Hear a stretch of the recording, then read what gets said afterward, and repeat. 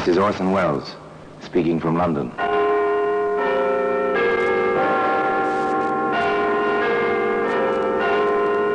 The Black Museum, a repository of death. Here in the grim stone structure on the Thames, which houses Scotland Yard, is a warehouse of homicide, where everyday objects, a piece of wire, a chemist's flask, a silver shilling, all are touched by murder.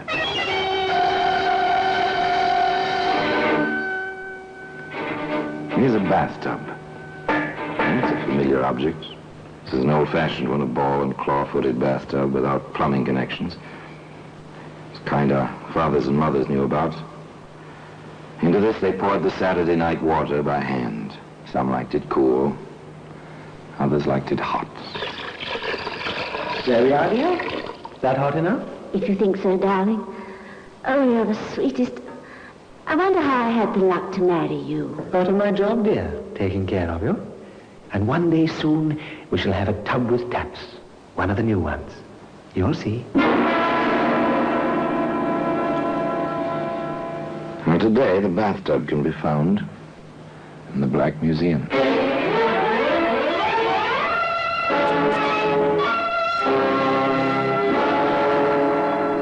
From the annals of the Criminal Investigation Department of the London Police, we bring you the dramatic stories of the crimes recorded by the objects in Scotland Yard's Gallery of Death, the Black Museum.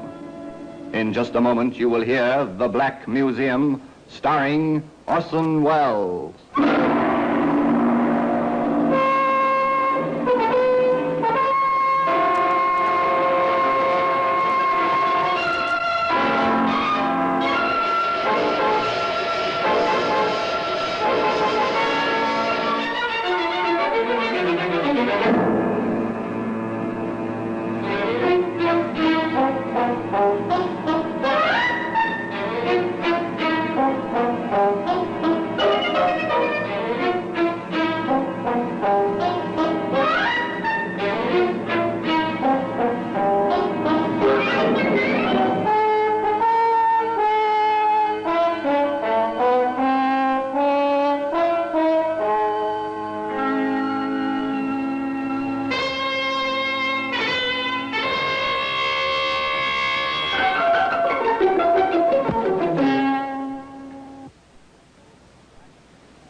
Now, The Black Museum, starring Orson Welles.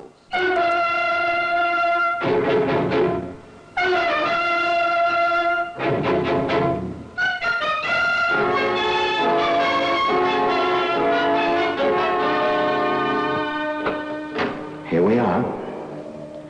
Here we are in the Black Museum, Scotland Yard's mausoleum of murder. Here lies death. Like the ordered rows of markers in a military cemetery, the white cards of the black printing line the silent shelves, the cabinets, the crowded floor, each card identifying a means to murder. A lovely wine glass here, beautiful ringing crystal. Yet in that sound was terror. In this glass was poison and horrible writhing death. Now here we are, here's the bathtub. So innocent, even comical. Basis for 1,000 jokes, foundation for laughter, circa 1910. No plumbing attached, of course. One poured the water in from buckets and pitchers. Truly an effort, the use of such a tub as this. And definitely a matter for an interior, not for an exterior. Certainly not for a garden like this, where in the peaceful year of 1910, Edward Jones read aloud to his wife, Evelyn. Friendship is constant in all other things save in the office and affairs of love. Therefore all hearts in love use their own tongues. Let every eye negotiate for itself and trust no agent. For beauty is a witch against whose charms faith melteth into blood. This is an accident of hourly proof which I mistrusted not. That's Shakespeare's Much Ado About Nothing, my dear. Like it? You read so well, Eddie, darling. So well. I do like it here, Evelyn. I wish nothing ever interrupted us. But, as the bard said, the world is too much with us. You make that sound as if you were going off on another trip.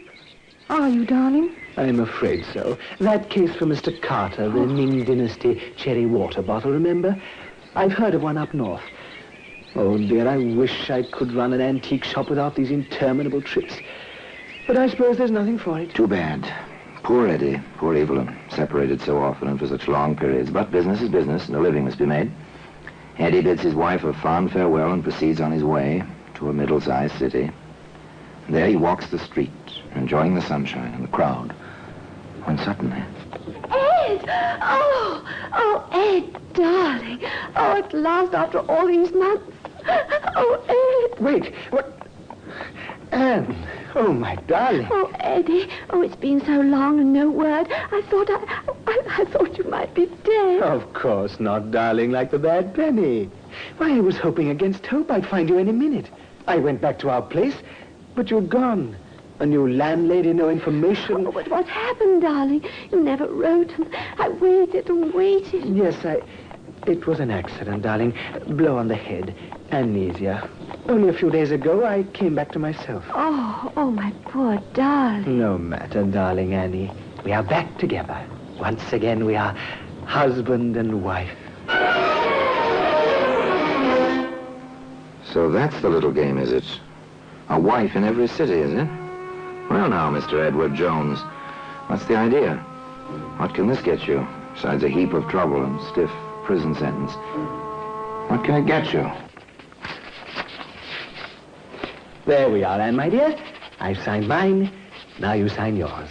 You see? Ladies are first, except in getting off trolley cars or signing wills. Oh, Eddie, you are sweet.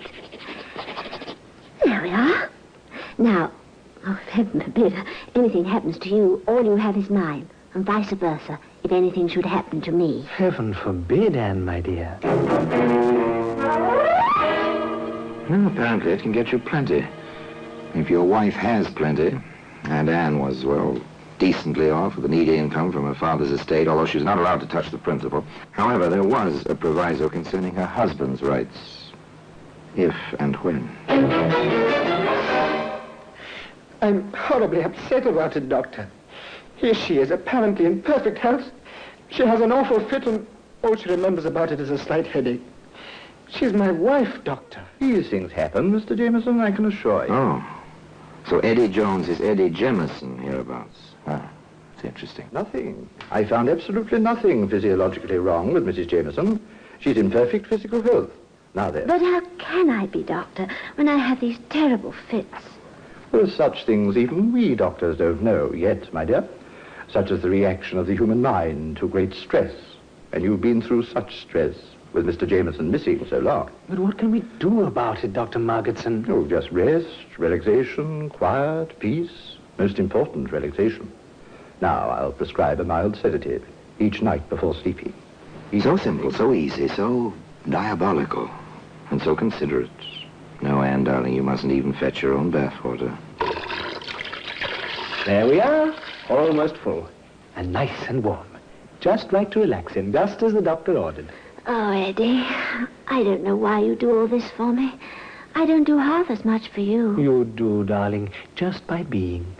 You know that, don't you? No, I say it 100 times a day. Eddie, you're sweet. All right, my dear. Now step in. I'll help you. Take care. The water may be hot, and the tub may be slippery. There we are, dear. That hot enough? If you think so, darling. Oh, you're the sweetest. Oh, I wonder how I had the luck to marry you. Part of my job, dear. Taking care of you. And one day soon we shall have a tub with taps. One of the new ones. You'll see. Ready to sit down, darling? Mm-hmm.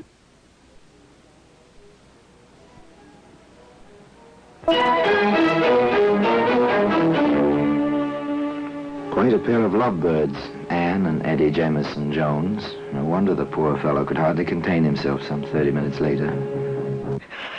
I went out for a minute to make the tea. Doctor, how could she go so quickly? It is strange, but certainly an accident. I barely turned my back, just put some water on in the tea kettle. And when I returned, there she was, floating face down in the water. Doctor, can't you help her? Calm yourself, my boy. Your wife is past help now.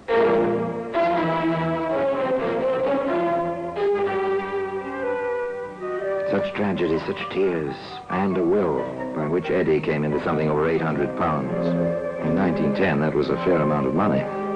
Enough for a man to live on with his wife for quite some time, while he read Shakespeare aloud in a quiet garden. Shall I compare thee to a summer's day? Thou art more lovely and more temperate. Rough winds do shake the darling buds of May, and summer's lease hath all too short a date.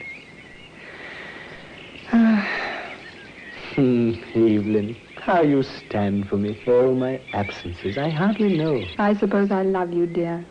You are nice. And you're a good provider. So until you come back, I'm always content to wait. Go on. Read some more, darling. Yes. Yes, of course. Nor shall death brag thou wanderest in his shade, when in eternal lines to time thou growest. So long as men can breathe or eyes can see, so long live he. Nor shall death brag, the young man read aloud, but where were his thoughts? On his next trip? On the story he would invent? And which story? To which woman? His ever-faithful Evelyn, or young Libby, whom he took to wife some 2 months later? So this is the bride, Mr. Jameson. This is Mrs. Jameson. Isn't she lovely? Oh, Eddie, stop it. We're only married a few hours, and you're embarrassing me already. My deepest apologies, darling. Are our quarters ready? Oh, they certainly are. I'll let my boy help you with the bags. It's not every night we have a bride and groom in this house, you know. No, not every night. This promised to be eventful indeed, particularly if you knew Eddie Jameson Jones. Oh, Mrs. Grundy. Yes, Mr. Jameson? I hate to bother you, but could we have enough hot water for a warm bath? My wife hasn't been well. Some kind of spell, almost a fit. Took her to a doctor yesterday. Oh, dear. And so young she is. Nothing serious, just needs relaxation. That's what the doctor said. She insisted on going through with the wedding, even though I thought it might be better to postpone it. So a good warm bath. Nothing quite so relaxing, is there? I'll set the fire going right away. You shall have all... Oh, yes. Aria da capo. Repeat the theme, this time with a variation. And the variation was a bag of tomatoes.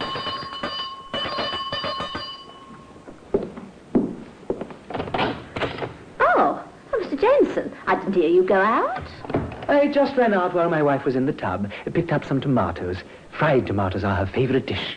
And I thought, well, tonight or all nights, she ought to have them. If you don't mind fixing them, Mrs. Grundy. It'll be a pleasure, Mr. Jameson. I'll have them ready with your dinner, never fear.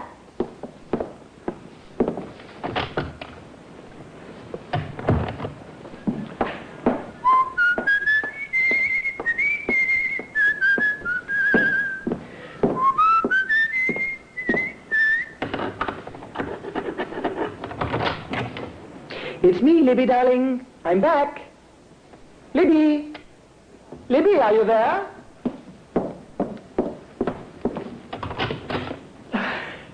Good heavens! Mrs. Grundy, help! My wife! My wife is floating face down in the tub! She's dead! My wife is dead! And today, you can see that same bathtub in the Black Museum. In just a moment, we will continue with The Black Museum, starring Orson Welles.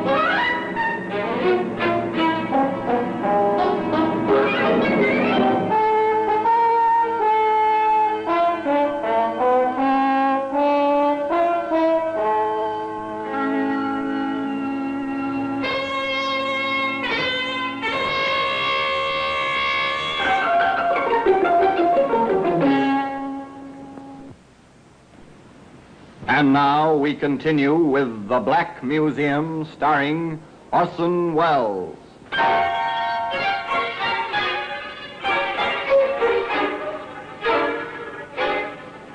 Yes, the girl was dead, floating in the bathtub, face down, just as Anne before her.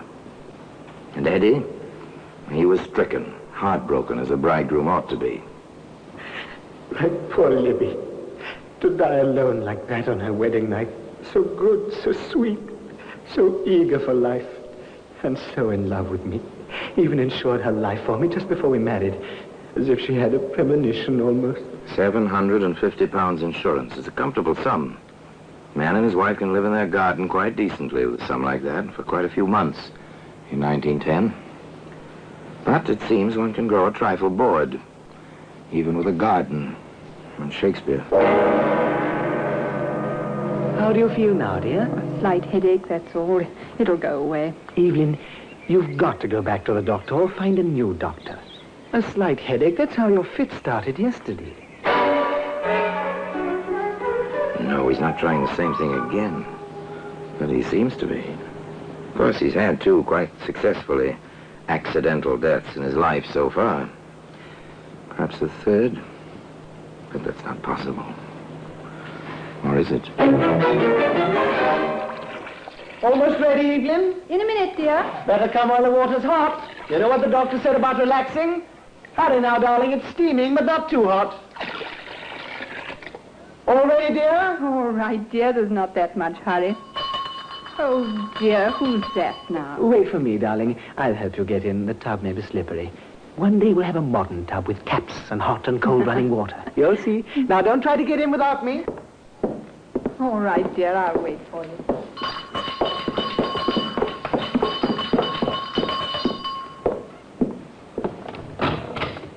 Yes? Are you Edward Jones? I am. We're police officers from Scotland Yard. We have a warrant for your arrest. The charge is murder. I must warn you that anything you say may be taken down in writing and used in evidence. Please come quietly. No, Evelyn Jones never took that bath. She never had another fit, either. Though she sat in the courtroom for the entire trial. The trial of the Crown versus Edward Jones, also known as Edward Jemison.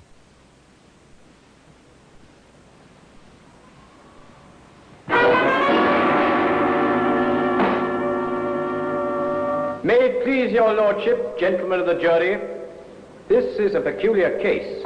No one saw this man commit the crime of which he stands accused.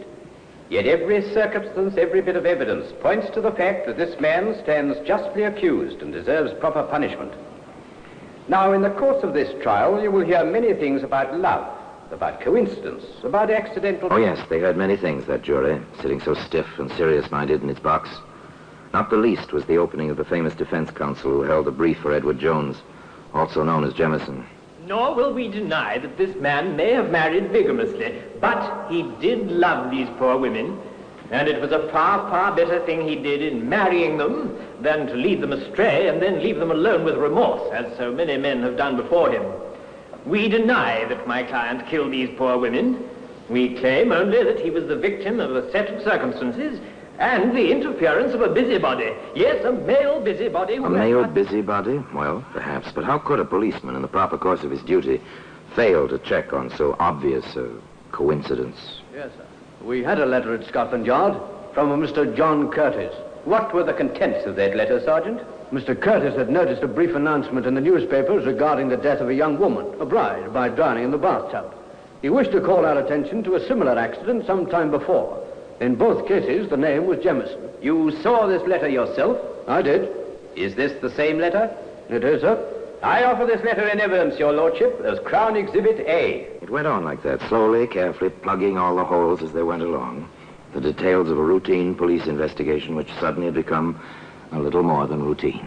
Sergeant Mason, when you visited the scene of the first drowning, what did you learn? That the man known as Jemison had mentioned two wills. One by himself in favor of his wife, one by his wife in favor of himself.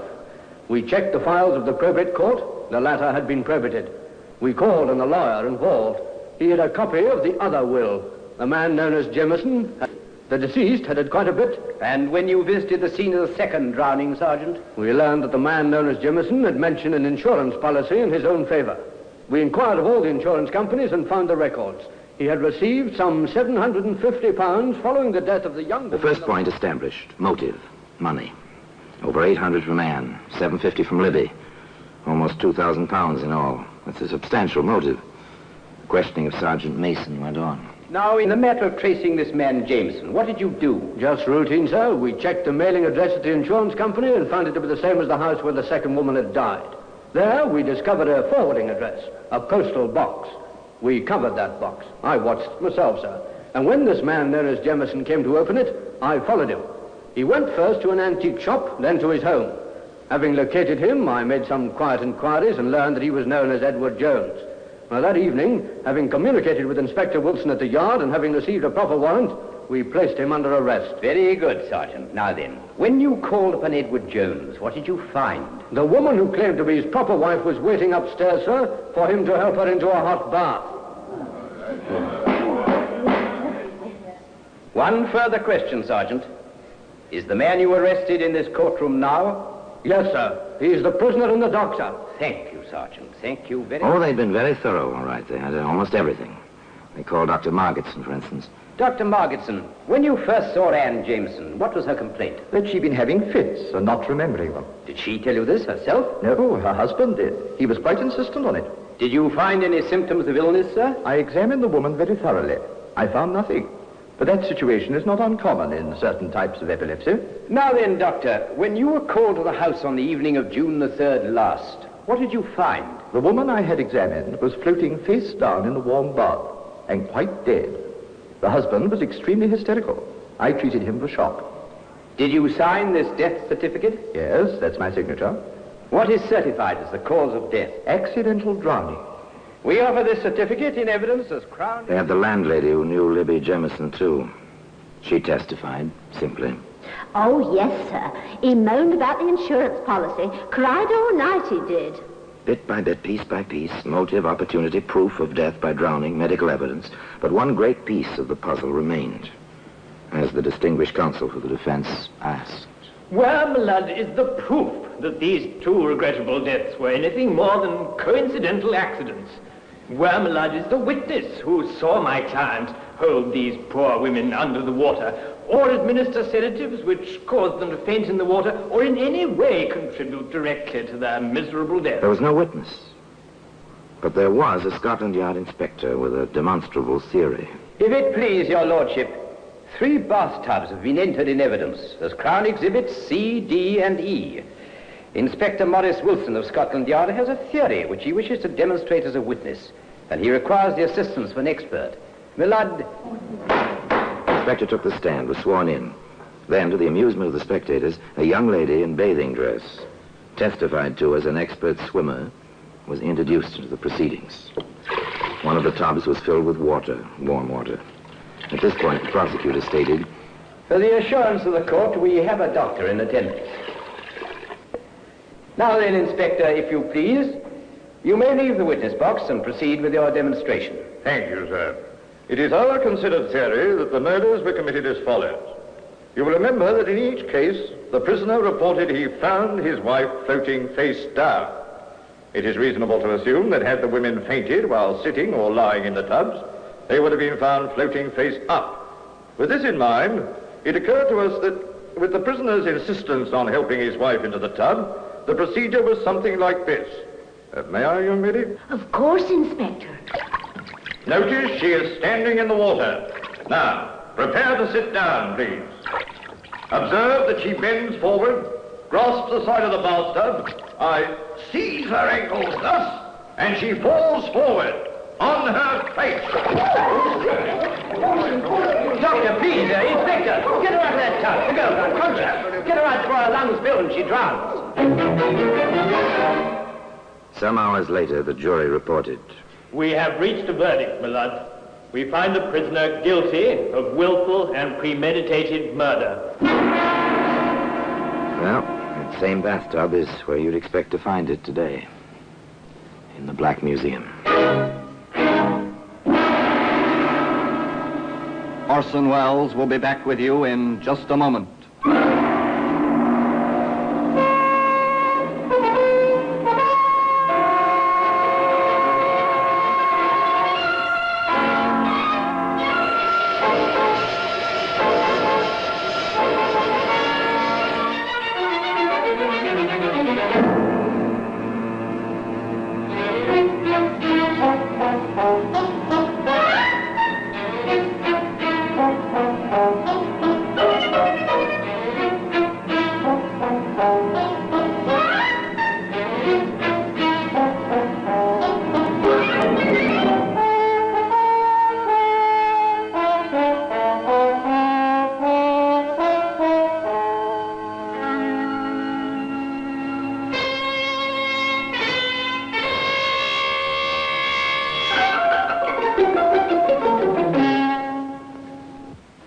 Now here in person is Orson Welles. Eddie Jones, in spite of his common name, was an uncommon man. Some said he was quite mad. His own defense counsel stated later that when Eddie looked at him with his piercing stare, he felt as if the prisoner were trying to hypnotize him. This, of course, we'll never know. We can only wonder if those poor women were truly hypnotized by Eddie's eyes or merely by his charm and personality. In any case, one woman did not succumb to that charm for long. She was Eddie's real wife, the predecessor of Evelyn. This woman was swindled by Eddie, but found him out and sent him to prison for 2 years. Eddie swore to kill her. She fled to Canada when Eddie left prison that time. But she came back to England and was in the courts the day Eddie Jones was sentenced to hang. And now, until we meet next time, till we meet in the same place and I tell you another story about the Black Museum, I remain, as always, obediently yours.